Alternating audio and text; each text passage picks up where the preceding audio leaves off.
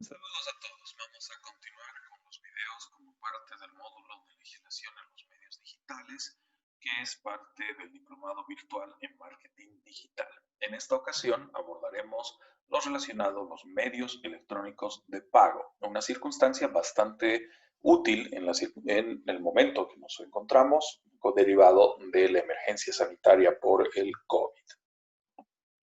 Cuando hacemos alusión a los medios electrónicos de pago, es importante referirnos a los dos parámetros de regulación imperantes en nuestro país. Uno de ellos es precisamente el Reglamento de Servicios de Pago, Instrumentos Electrónicos de Pago y Operaciones de Compensación y Liquidación emitido por el Banco Central de Bolivia mediante resolución de directorio número 134/2015, que luego es complementada con la reglamentación de ASFI como parte de la regulación del mercado financiero boliviano. De acuerdo a este reglamento, al reglamento del Banco Central, se establece que este tenga por objeto tres aspectos concretos. Primero, normar dentro del ámbito del sistema de pagos nacional, como una competencia específica del Banco Central de Bolivia, todo lo concerniente a los servicios e instrumentos electrónicos de pago que denominaremos en lo sucesivo IEPs,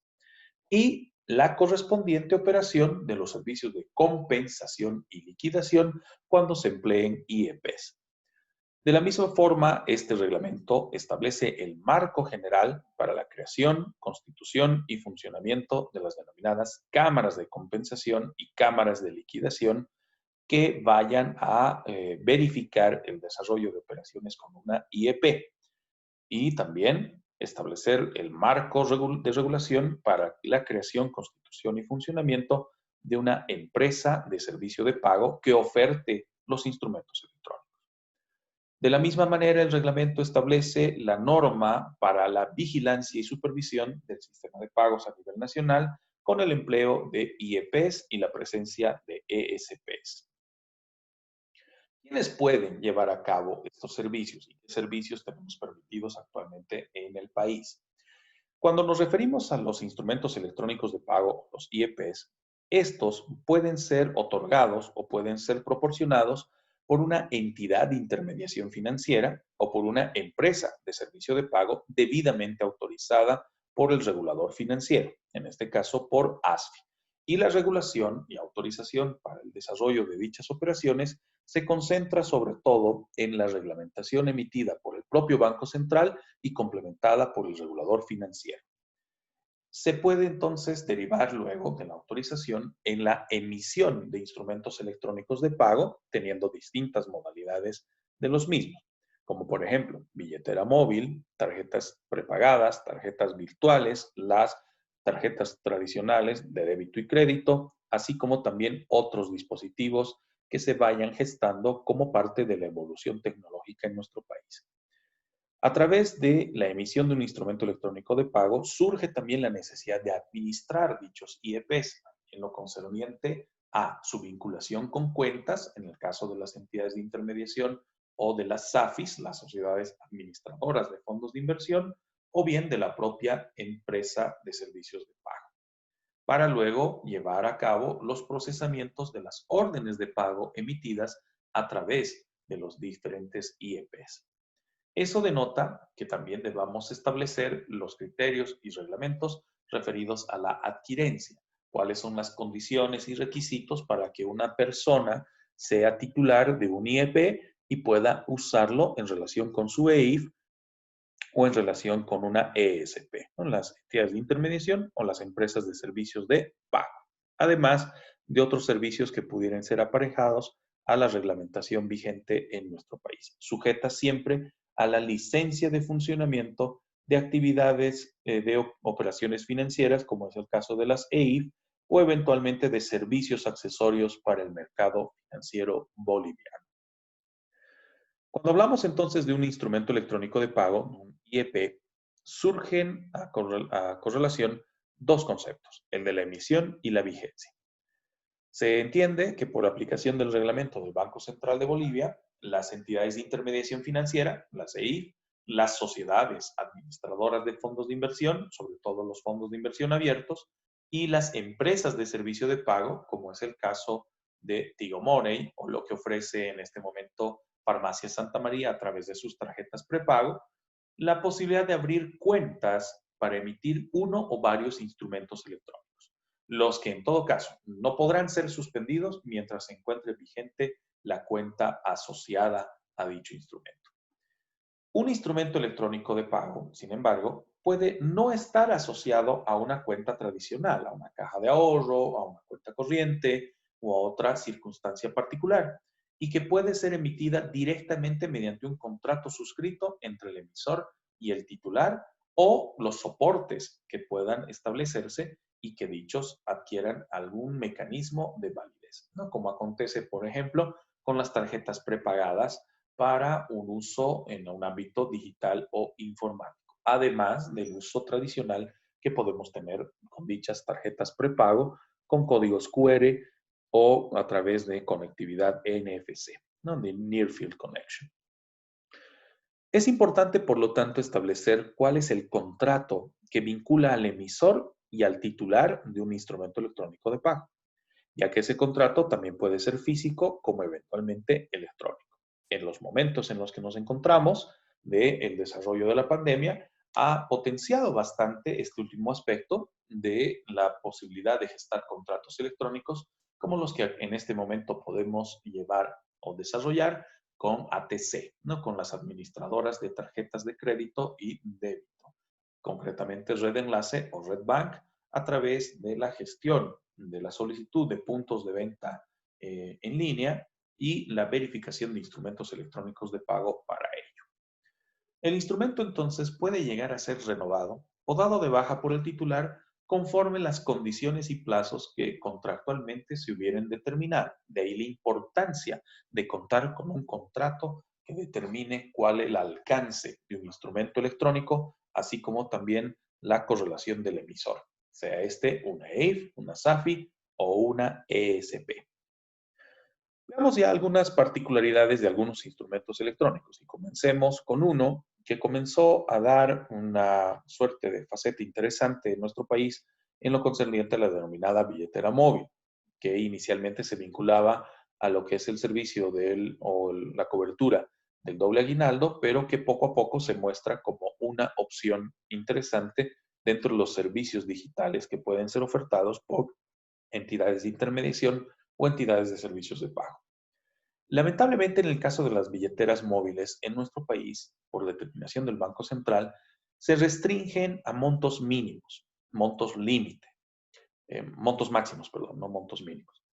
En este caso, su monto límite está determinado por 2,5 salarios mínimos nacionales. Eso involucra que una operación de billetera móvil podrá albergar capitales no superiores a 5,000 bolivianos, en realidad menor a 5,000 bolivianos.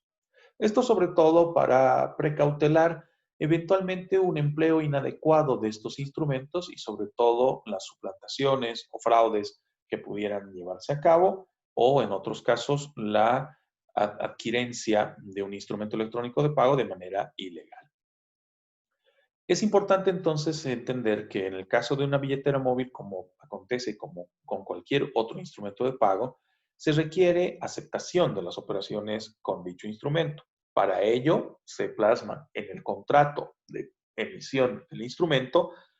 todos los requisitos y validaciones exigidas para el procesamiento de las órdenes de pago y que a través del cumplimiento de estas condiciones pueda compensarse y liquidarse la operación como tal, procediéndose al pago correspondiente a favor de los denominados beneficiarios o destinatarios del débito, generándose también el valor probatorio y los efectos jurídicos de las operaciones de pago generadas con dicho instrumento, llegando a adquirir pleno valor probatorio y los mismos efectos legales y judiciales que tienen los archivos y registros físicos actualmente. Una circunstancia que supone el empleo masivo o que ayuda al empleo masivo de instrumentos de esta naturaleza. También es posible vincular un instrumento electrónico de pago a otros dispositivos o documentos electrónicos que permitan validar el origen y la transferencia de fondos. En este caso, comúnmente nos referimos a los denominados servicios token, que pueden ser servicios físicos con un pequeño dispositivo que nos genera un código, o bien dispositivos de orden lógico, incluidos, por ejemplo, en nuestra banca móvil, a través de aplicaciones que nos generen el mismo nivel de cobertura y seguridad.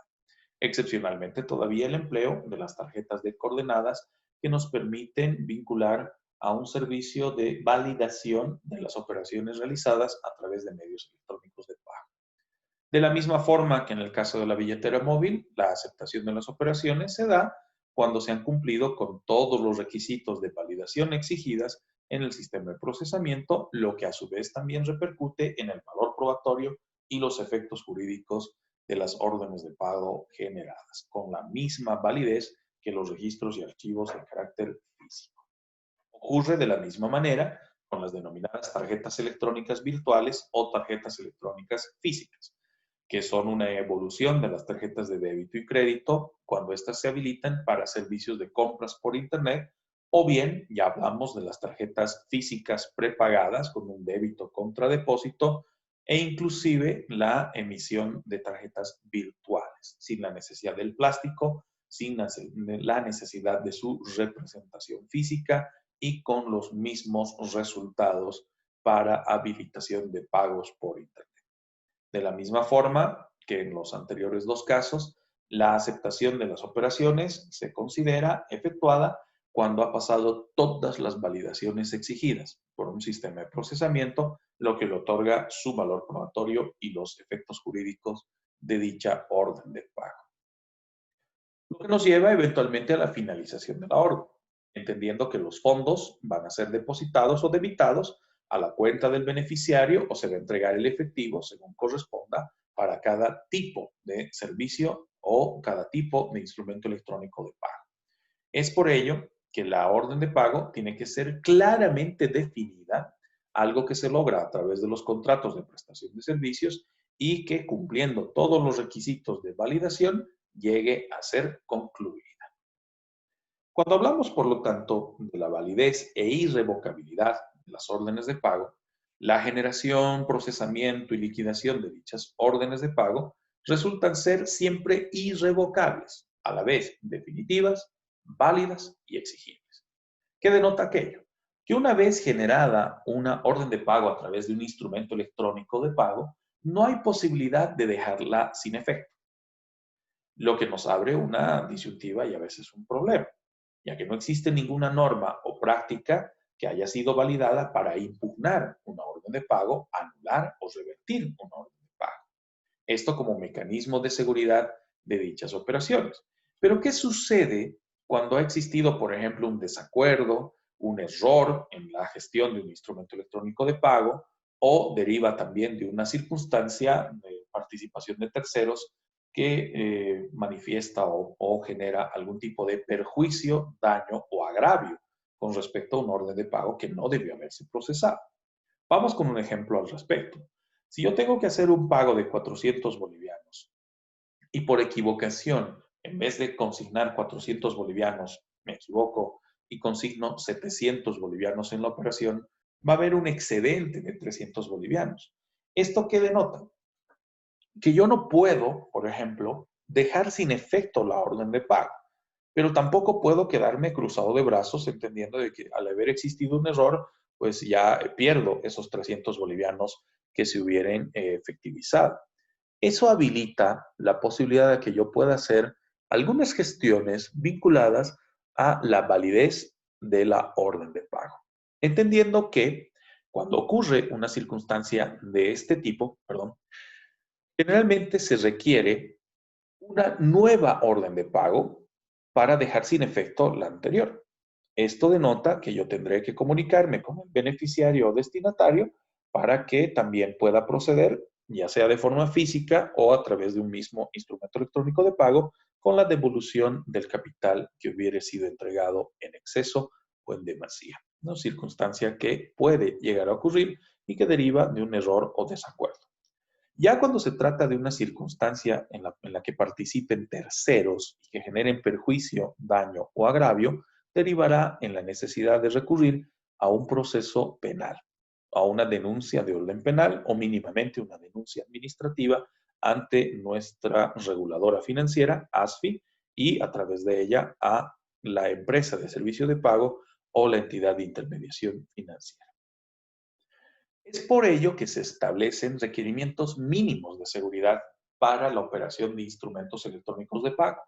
El Banco Central de Bolivia, como responsable principal de este tipo de regulación, plantea a través de la Gerencia de Entidades Financieras cuáles serán los requerimientos mínimos de seguridad: tarjetas de coordenadas, servicios de seguridad cruzada, encriptación de la información y otros que van a ser validados y verificados por la regulación financiera boliviana, en este caso la ejercitada por ASFI, en coordinación con la Gerencia General del Banco Central de Bolivia.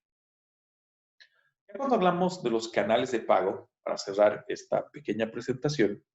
hacemos alusión a los diferentes instrumentos electrónicos de pago que utilizan canales tradicionales o que poco a poco vamos ampliando a canales no tradicionales. En este sentido, la reglamentación del Banco Central enuncia,